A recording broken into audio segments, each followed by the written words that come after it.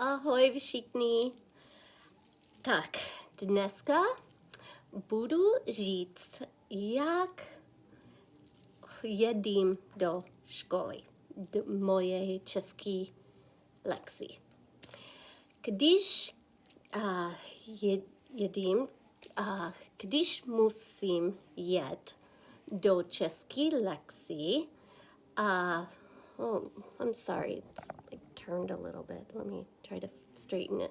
Yeah, je lepší. Okay, když musím jet do české lekce, musím řídit, protože žádný nejezdí autobusy do mé vesnice, když moje lekce je končit.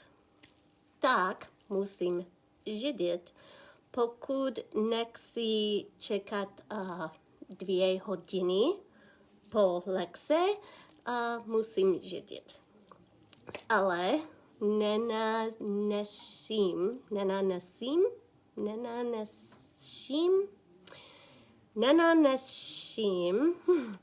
řídit v země a v Čechách, protože mají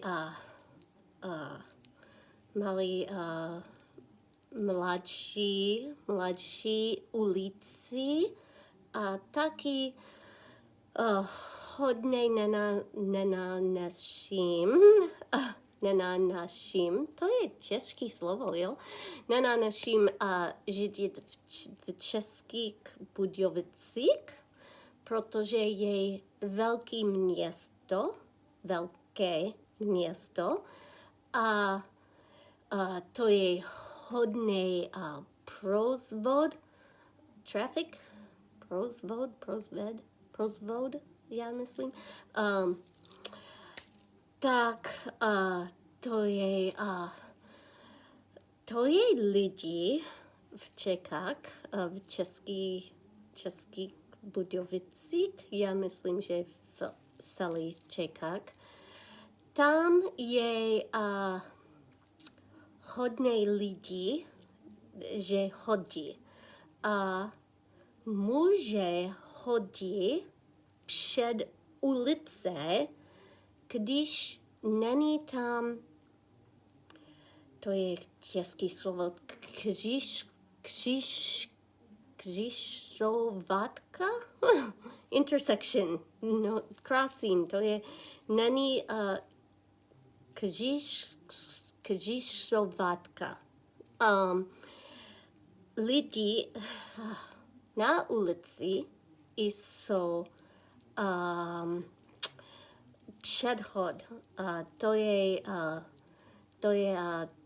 čáry, to je čáry na ulici, bílé čáry na před ulici a lidi může chodit.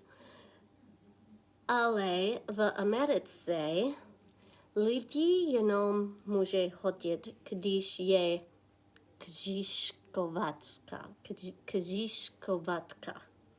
I hope I'm saying that right. Křižovatka. Anyway, v Americe.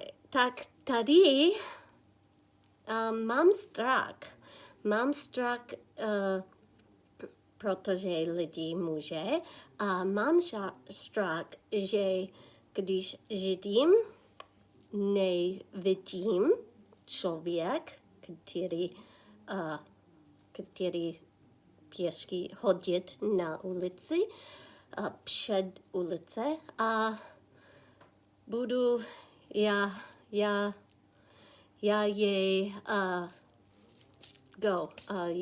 jezdí, já je přejedu na člověk. Okay. Mám strach taky, protože tady máme velký auto v Americe, jenom koupím malé auto a taky v Americe nikdy žít v velkém městě. Nikdy. Ale teď musím. Tak, tady musím. Tak, taky máme jenom manual stick shift. A to je manual. Já uměla jsem řídit manual, když byla jsem mladá. A když byla jsem 19 let a měla jsem auto manual, když jsem 19 let a 20 let. Jenom jeden rok. Ale až byla jsem 20 let, neřídila jsem manual nikdy. Až teď.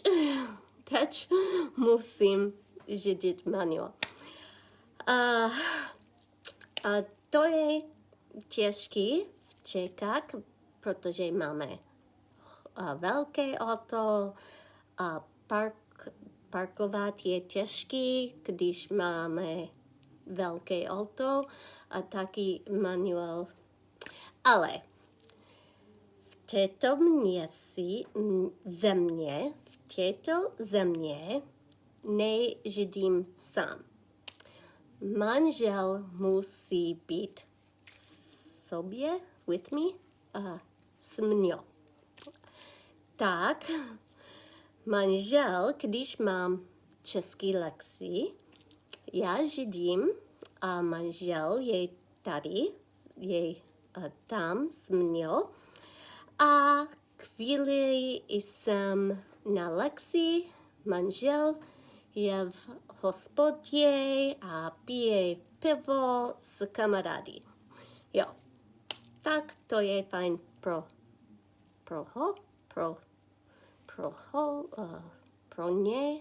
něho. Jo, pro něho. Tak, co ještě? Když lekce končit, musím řídit s manžel tady a tam s mnou, ale možná později, když nemám strach, budu řídím do lekce sám. A můj manžel nemusí pít pivo s kamarády každý pondělí a každý středa. Jo? Každý střední, já myslím. Tak budu lepší, jo? Ale možná pro něho bude škoda. Já nevím. Tak, to je moje problém, že